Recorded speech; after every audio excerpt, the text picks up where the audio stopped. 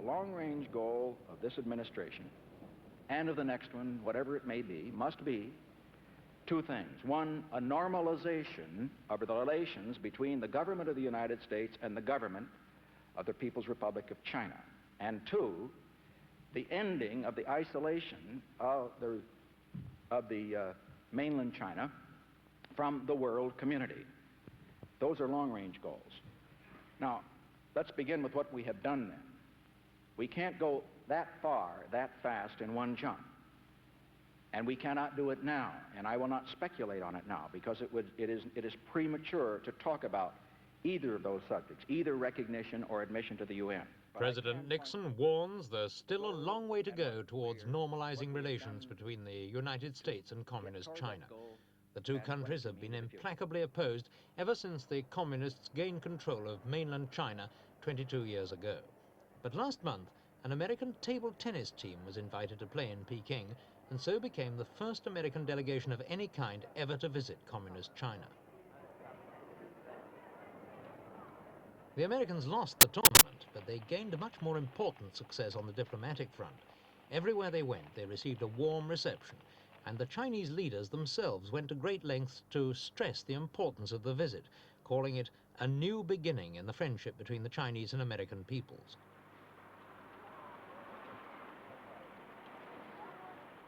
The Chinese allowed 3 American journalists to cover the trip and promised to let in more pressmen in future.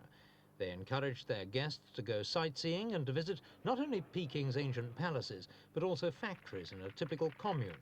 President Nixon's response to all this was to relax trade and travel restrictions on Americans wishing to deal with the communist regime.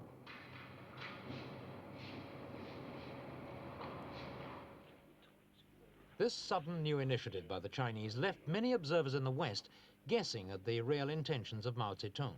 The actions of the Chinese leader have always been open to several interpretations in the West and have rarely been taken at their face value.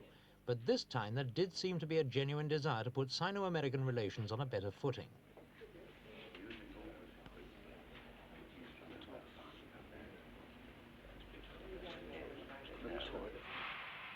The Chinese gesture also marked Peking's return to the world stage after years of isolation during Mao's so-called Great Proletarian Cultural Revolution, the great mass movement of the 1960s led by the fanatical Red Guards that carried through Mao's policies for purging the party. Scenes like these, shot 4 years ago at the height of the Cultural Revolution, show the full extent of the adulation Mao received from his most fervid supporters. It was during this convulsive period that the man who could succeed the aging Mao first came to the fore, Lin Piao, a former defense minister and even by Chinese standards an extremely militant communist.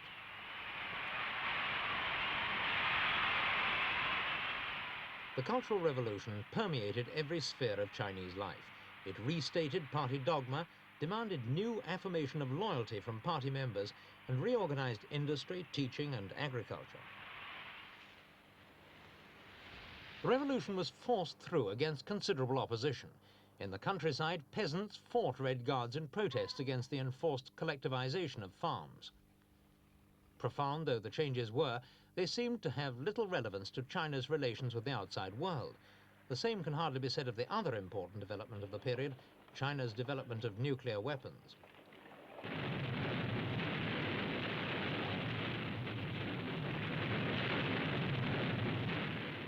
China exploded her first atom bomb 7 years ago and has since developed a nuclear weapons program based on medium-range ballistic missiles. This growing nuclear power concerned not just America, but China's communist neighbor, Soviet Russia.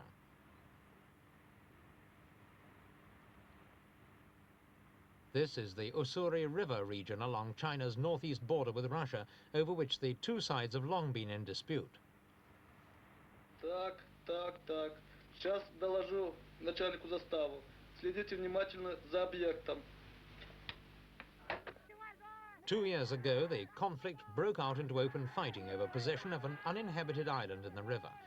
There were casualties on both sides, although there's never been a clear account of what actually happened. It seems likely, however, that a large-scale conflict was only averted by crisis talks between Chou En-lai and Mr. Kosygin. You have no right to stop us! You have no right!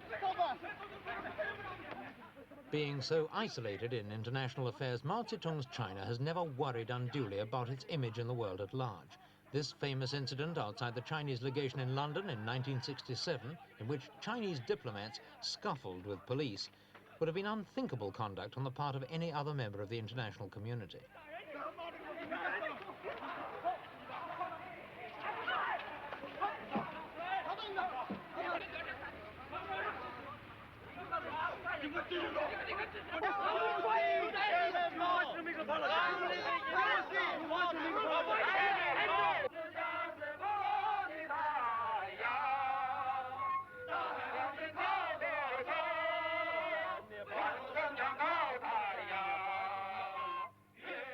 It's this kind of deliberate rejection of the accepted norms of international behavior that has ensured Communist China's exclusion from virtually every important international organization.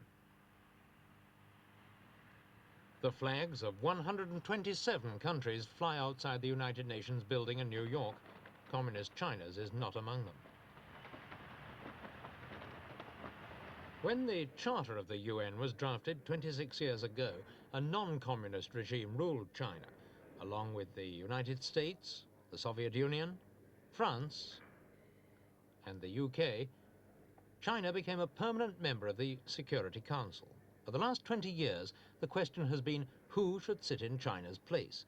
For years, American influence in the UN guaranteed Peking's exclusion. But last year, for the first time, a majority of countries in the General Assembly voted in favor of accepting Communist China as a rightful member. No. Singapore. Abstention. Abstention. Somalia. Yes. Yes. It was a narrow majority, 51 in favor, 49 against. But because Peking's admission was deemed an important question requiring a two-thirds majority, the resolution wasn't adopted. This year it could be different. America's dilemma over China goes back 25 years to when Washington backed the losing side in the Civil War and ended up supporting the government of an offshore island, Taiwan. Ever since the nationalists under Chiang Kai-shek were swept off the mainland by the communist armies in 1949, Taiwan's been a regular stopping-off point for touring American vice presidents.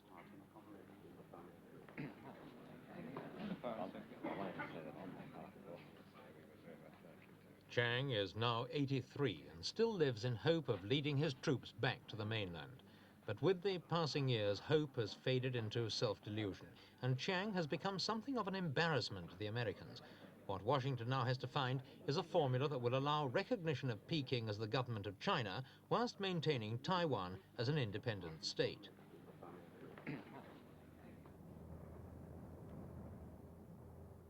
Chiang is also an expensive ally. Taiwan is almost literally an armed camp with 500,000 troops at battle readiness, and Washington has spent thousands of millions of dollars equipping them.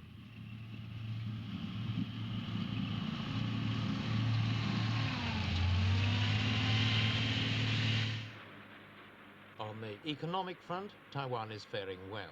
Income per head for its 15 million people is second only to Japan among Asian nations, and the economy grows by more than 10% a year.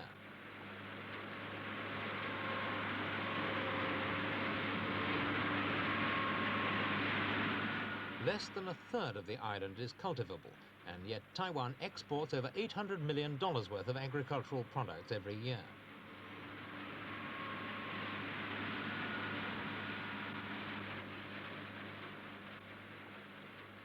In the last 15 years, industry has developed rapidly, using plentiful supplies of cheap labor, and is now the mainstay of the island's economy. All this progress has brought to the inhabitants of Taiwan a prosperity they wouldn't have enjoyed under Mao Zedong. But for Chiang, the irony is that this prosperity has only accelerated the declining interest in liberating the mainland.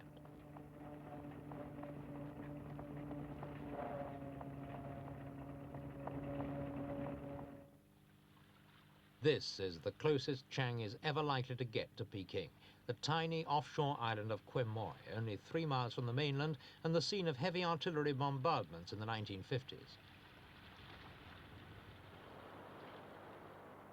Today the exchanges are more peaceful. When the wind's in the right direction, the nationalists float balloons over to the mainland, carrying pictures of Chiang and propaganda messages exhorting the people of the mainland to rise against Mao.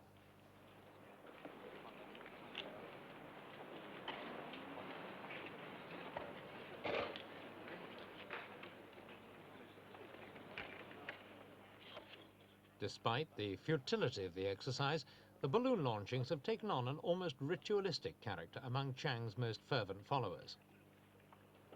The Americans, on the other hand, have had to look for a more practical policy. Despite continued assurances to Chiang, they've tried to keep open some form of contact with the real rulers of China. Ever since 1955, the American and Chinese ambassadors in Warsaw have met occasionally for informal talks.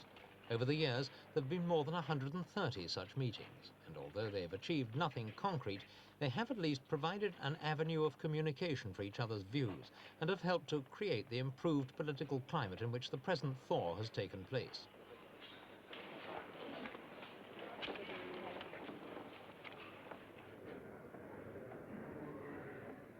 Last year, the talks were broken off by the Chinese over America's intervention in Cambodia, but it seems likely they'll be resumed in the near future. Meanwhile, an increasing number of prominent figures in America have been calling for a more realistic policy towards China. One of them is Senator Edward Kennedy. Well, I believe we now should recognize Peking as the government of China. We should also withdraw our American military presence from Taiwan while continuing to maintain intact our long-standing guarantees of the security of the island. Only by these sorts of important steps, I believe, can we convince Peking that we genuinely seek its full involvement in the world community. In sum, the time has come to admit the reality of China. We must begin to build the bridges that are necessary if we are to restore the ancient friendship and respect between China and America and attain the reality of the generation of peace the President has promised. First reaction to President Nixon's initiative was favorable. Senator Henry Jackson's view was typical.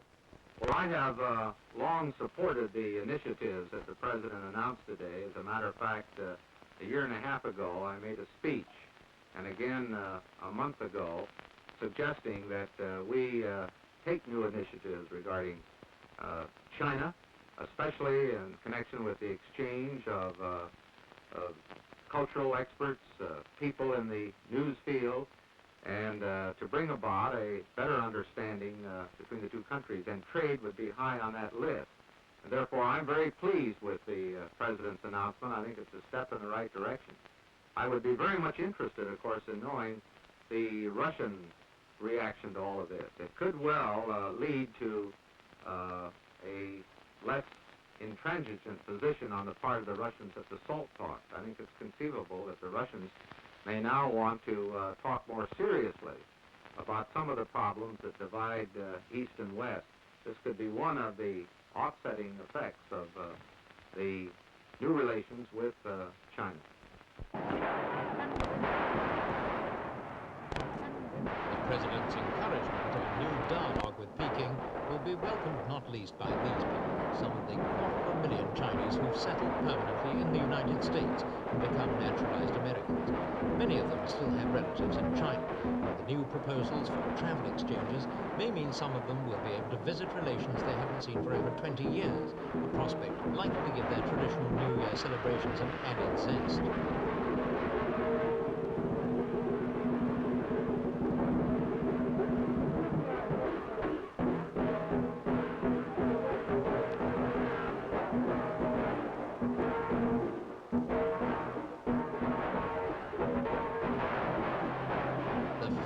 Spectre of Chinese communism has haunted the American imagination for a generation.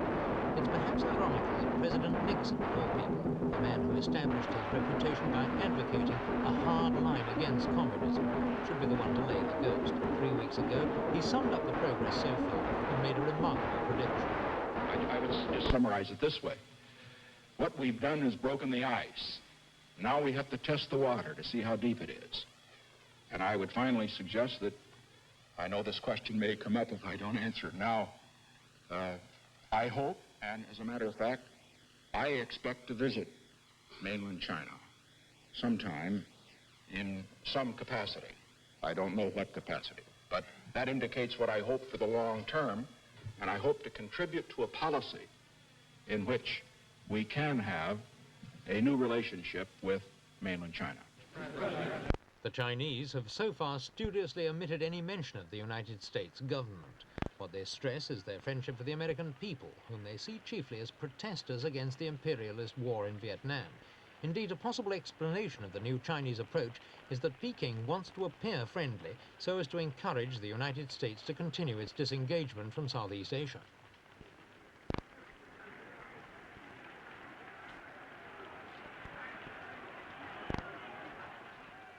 President Nixon views the latest Chinese approach with a cautious optimism. Past experience has proved that the Chinese can be unpredictable, and 6 months from now, Washington and Peking could be back at square one again. It's to be hoped that won't happen, because the integration into the international community of the world's biggest country, with nearly a quarter of the world's population, is long overdue.